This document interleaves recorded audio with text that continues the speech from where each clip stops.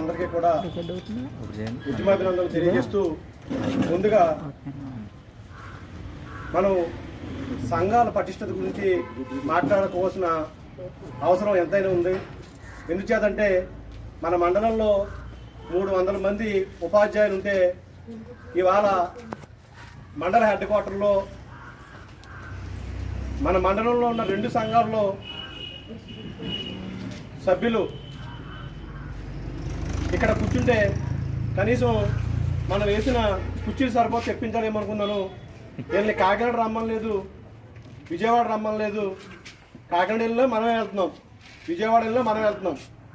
ఇక్కడ మనం చెప్పుకునే మాటలన్నీ కూడా ఇన్స్పిరేషన్ ఉన్న వాళ్ళే ఇక్కడ ఉన్నారు. ఇన్స్పిరేషన్ లేని వాళ్ళు ఎవరు కూడా ఇక్కడ లేరు. ఎవరు చెప్పినా మన సంఘాలు బాగుండాలి, సంఘాల పటిష్టత బాగుండాలనుకుంటున్నాం. మరి ఈ సందర్భంగా మనం డాక్టర్ బాబాసాహెబ్ అంబేద్కర్ గారిని మనం గుర్తు తెచ్చుకోవాలి. ఎందుకంటే ఆయన సమీకరించు, బోధించు, పోరాడు. మనం ఇక్కడ కార్యకర్తలుగా వ్యవహరిస్తున్నప్పుడు మనకు జరుగుతున్న విధానం అందరికీ తెలుసు, ప్రతి టీచర్కి తెలుసు. కానీ ఏమనుకున్నారంటే మనం కష్టపడ్డాం, మనం చదువుకున్నాం, మనం ఉద్యోగం చేస్తున్నాం, మన ప్రభుత్వం జీతం ఇస్తుంది, అదేవిధంగా మనం టైంకి వెళ్తున్నాం, మన పాఠాలు చెప్తున్నాం, మనం ఇబ్బంది లేదనుకుంటున్నారు. కానీ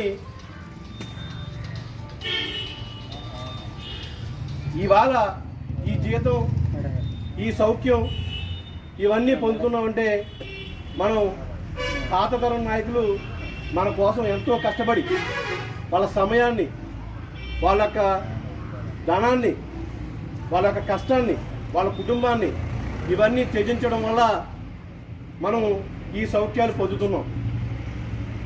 అనేక రకాల సౌఖ్యాలు పొంది ఉన్నప్పటికీ ఒక్కొక్కటిగా మనకు వెళ్ళిపోతున్నప్పటికీ మన ఉద్యోగస్తులు ఎవరికి కూడా క్షేమ కుట్టినట్టు అనిపించట్లేదు. ఎందుకంటే ఈ వచ్చి జీతంతో ఇందాక రాంబాబు చెప్పారు, 10 రూపాయల ఫ్యామిలీ, తర్వాత అదనపు డిగ్రీకి 10 రూపాయలు, ఇవన్నీ కూడా నష్టపోతున్న ఈ వచ్చి జీతం ముందు చాలా తక్కువగా అనిపిస్తున్నాయి. అదేవిధంగా సిపిఎస్ పెట్టారు, పెన్షన్ రద్దు అయిపోయింది. అది కూడా మనం అప్పటికి రిటైర్మెంట్ అయిన మనం ఉంటామో పోతామో, మనకు ఇప్పుడు హ్యాపీగా మనకు వచ్చిన జీతంతో మనం బతికేస్తున్నాం కదా అని నిర్లక్ష్య వైఖరితో కూడా మనం వ్యవహరిస్తున్నాం. మనం స్కూల్కి వెళ్తుంటే ఆ సంఘానికి డబ్బులు ఇస్తున్నాం, ఈ సంఘానికి డబ్బులు ఇస్తున్నాం అంటున్నారు. మరి ఈ టెంటలు వేయాలంటే, ఈ కుర్చీలు వేయాలంటే ఎక్కడి నుంచి వస్తాయి? అంటే ఇక్కడ వచ్చి నాయకులు వాళ్ళ సెలవుల్ని ఉన్న సీఎల్స్ని పెట్టుకోవాలి, లేదా సమైక్యాంధ్ర సీఎల్ పెట్టుకోవాలి, లేదా ఆపేసి సీఎల్ పెట్టుకోవాలి. వాళ్ళు దీనికోసం రాత్రి పగలు కష్టపడాలి. అంటే మీరు డబ్బులు ఎవరు? మీరేమో ఉద్యమానికి రారు. రేపు వచ్చి నష్టం వస్తే సామాన్య ఉపాధ్యాయుడికి నష్టం వస్తుంది. ఎందుకంటే ఇక్కడ ఉన్న ఈ టెంటలో కూర్చున్న ఏ ఒక్క ఉపాధ్యాయుడైనా సరే వాళ్ళ యొక్క ఎఫిషియన్సీ తోటో, వాళ్ళ యొక్క సమర్థతతోటో వాళ్ళ పనులు వాళ్ళు చేయించుకోగలుగుతారు. కానీ సంఘ నాయకులు పనిచేసేది ఎందుకంటే కేవలం ప్రతి సామాన్య ఉపాధ్యాయుడు కూడా ఎవరు ఇబ్బంది పడకుండా వాళ్ళందరూ క్షేమంగా ఉండాలి, బాగుగా ఉండాలని కోరుకునే ఉద్దేశంతో ఈ సంఘాలు నడవడం జరుగుతుంది. కొంతమంది అనుకుంటున్నారు ఈ సంఘ నాయకులు ఏం చేస్తున్నారు, డిఏ ఇవ్వట్లేదు, పిఆర్సీ ఇవ్వట్లేదు. మొన్న చర్చలు పెట్టారు, చర్చలు పెడితే ఏం సాధించేశారని బయటకు వచ్చారు అని చెప్పేసి కామెంట్ చేశారు. మరి వాళ్ళు ఏమీ సాధించలేదు కాబట్టి ఇవాళ పిలిపించారు. ఎంతమంది కూర్చున్నారు ఇక్కడ? మన ఇంట్లో మన పిల్లలు లేరా? వాళ్ళ హాస్పిటల్ తీసుకెళ్ళలేదా? మన వ్యక్తిగత పనులు ఉండలేదా? మనం సెలవు పెట్టుకోవట్లేదా? మనం ఒక కార్యకర్తగా వాళ్ళకి తెలియపరచవలసిన అవసరం ఖచ్చితంగా ఉంది. అంటే వాళ్ళకి తెలిసి చేస్తున్నారో లేదా తెలిసి కూడా తెలియనట్టు నటిస్తున్నారో మనకు అర్థం కావట్లేదు.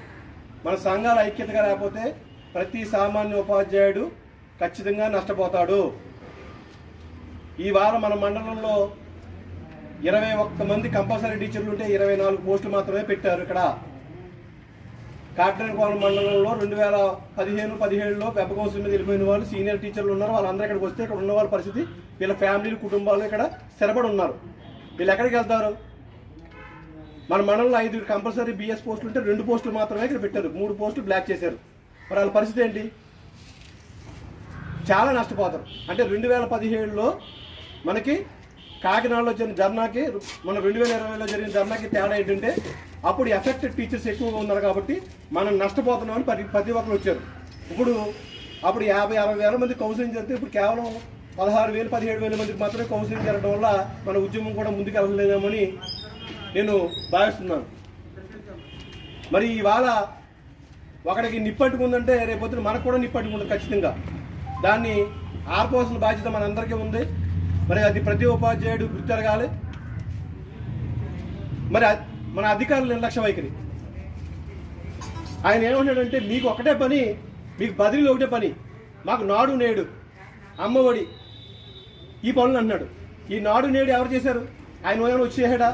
రాత్రి పగల అర్ధరాత్రి అపరాత్రి 12 గంటలకు కూడా ఫోన్ చేస్తే లేడీ టీచర్లైనా వాళ్ళు ఎంతో టెన్షన్ పడి వాళ్ళు వేసవ సెలవులన్నీ కూడా దానికోసం ఉపయోగించారు. వీళ్ళకి ఏమైనా ఎర్ర లీవ్ ఇచ్చారా? ఎర్ర లీవ్లు ఇవ్వలేదు. అమ్మఒడి ఆ సైట్ గిరగరా తిరుగుతుంటుంది. మనం రాత్రి పగల కష్టపడి కొట్టాం. వాళ్ళ పైనుంచి ఆదేశిస్తున్నారు, అన్నీ మేమే చేసేస్తున్నాం అంటున్నారు. మనకు బదిలీ ఒకటే పని అంట, వాళ్ళకి మాత్రం అన్ని పనులు ఉన్నాయంట. అంత నిర్లక్ష్య ధోరణితో అంటే మన ప్రజాస్వామ్యంలో ఉన్నామా లేదా నియంత్రిత పాలనలో ఉన్నామా కూడా మనకు అర్థం కాని పరిస్థితి. మేము నచ్చిన చోట వేస్తాం అన్న తీరుగా మాట్లాడుతున్నారంటే కనీసం ఆ ఆడియో క్లిప్పింగ్ విన్న తర్వాత మన ఉపాధ్యాయుల్లో కనువిప్పు జరుగుతుందేమో అనుకున్నాను. కానీ ఎవరికి కనువిప్పు జరిగే పరిస్థితి అయితే కనిపించట్లేదు. కాబట్టి కనువిప్పు కలిగించవలసిన బాధ్యత మనందరికీ ఉందని నేను సభాముఖంగా తెలియజేస్తున్నాను. మరి మన సంఘాలు కూడా లేకుండా చేయాలనే ఉద్దేశంతో ఒక ఫైలు ప్రభుత్వానికి మూవ్ చేశారంటే రేపొద్దుట మనం మండల స్థాయిలో ఎంఈఓలతో కూడా మాట్లాడే పరిస్థితి ఖచ్చితంగా ఉండదు అని తెలియజేస్తున్నాను. ఎందుకంటే చాలామంది అనుకుంటున్నారు ఉపాధ్యాయ సంఘ నాయకులు ఏమి చేయట్లేదు, ఏమిటంటే మనం చెప్పినట్టు ప్రభుత్వం వినేయడానికి ఏమీ సిద్ధంగా లేదు. మనం కేవలం ఒక ఏపీజీఎల్ఐ సమస్య కానీ ఒక పిఎఫ్ సమస్య కానీ లేదా మండలంలో ఎవరైనా ఉపాధ్యాయులు బాధపడుతుంటే న్యాయమైన సమస్యలు పరిష్కరించుకోవడానికి అది కూడా మనం అవసరమైనప్పుడు పోరాటం చేస్తూ సమయాన్ని బట్టి వాళ్ళని కన్విన్స్ చేస్తూ మన ఉపాధ్యాయులకు న్యాయం చేయాలని ప్రయత్నం చేస్తామని చెప్తే అన్ని ఉపాధ్యాయ సంఘాలు చెప్పినట్టుగా అధికారులు ప్రభుత్వం ఉంటుంది అనుకోవడం చాలా అవివేకం అనే మాటని మేము ఉపయోగించవలసి వస్తున్నందుకు చింతిస్తున్నాను. మనం అన్నారు సగం జీతం వచ్చినప్పుడు మనం ఏం చేస్తున్నారు, డిఏలు ఇవ్వట్లేదు, పిఆర్సీలు ఇవ్వట్లేదు, ఇలాగ మనకి చాలా రకరకాలుగా మన నాయకుల మీద మాట్లాడుతున్నప్పుడు చాలా బాధ అనిపించేది.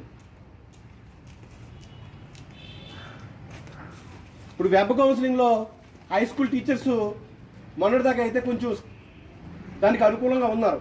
ఎప్పుడైతే ఈ సర్వర్ గిరగిరా తిరిగి వాళ్ళ 300 ప్లేసుల్లో 30 ప్లేసులు కూడా కనిపించకపోవడంతో వాళ్ళకు కూడా టెన్షన్ వచ్చి బాబు ఈ వెబ్ కౌన్సిలింగ్ మనకు వద్దు, మనకి మాన్యువల్ కౌన్సిలింగ్ అయితే ప్రశాంతంగా ఉంది. ఎందుకంటే మనం జిల్లాలో వెళ్తాం, ఈ గన్నవరం మండలంలో 2-3 ప్లేసులు కనిపిస్తే అక్కడ నాయకుడికి అక్కడ ఫోన్ చేస్తాం, పరిస్థితి ఏంటని తెలుస్తుంది.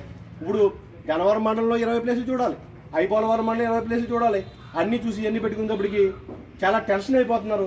ఈ గిరగిరా తిరిగి ఇప్పుడు మన మండలంలో గంటా వెంకన్న గారికి 1990 ప్లేసులు పెట్టుకుంటే అక్కడ మీరు 6 సార్లు ప్రిఫరెన్స్ ఇచ్చారని క్లియర్గా వస్తుంది. ఇక్కడ దాంట్లో అది డౌన్లోడ్ చేద్దామంటే మీరు వెబ్ ఆప్షన్ సబ్మిట్ చేయలేదని చెప్తుంది.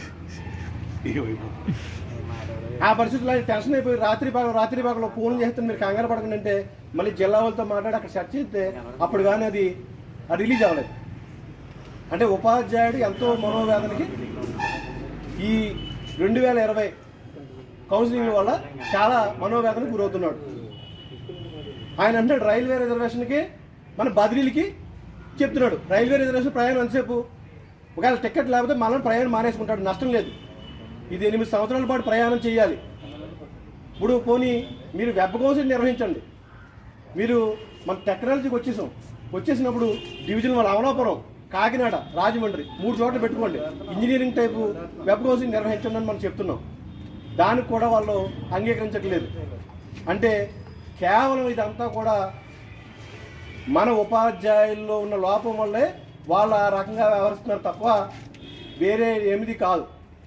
మన యొక్క ఆవేదన ముఖ్యమంత్రికి తెలియాలనే ఉద్దేశంతో ఇవాళ మన ఎమ్మెల్సీలు మరి అక్కడ మనకి చేస్తున్నారంటే వాళ్ళకి మన పీగన్నవరం మండల ప్యాప్టో పక్షాన మరి ఉద్యమాభినందనలు తెలియజేస్తూ ఈ అవకాశం ఇచ్చిన మన మండల ప్యాప్టో నాయకులందరికీ కూడా ధన్యవాదాలు తెలియజేస్తూ జై ప్యాప్టో, జై ప్యాప్టో, జై ప్యాప్టో, జై జై ప్యాప్టో.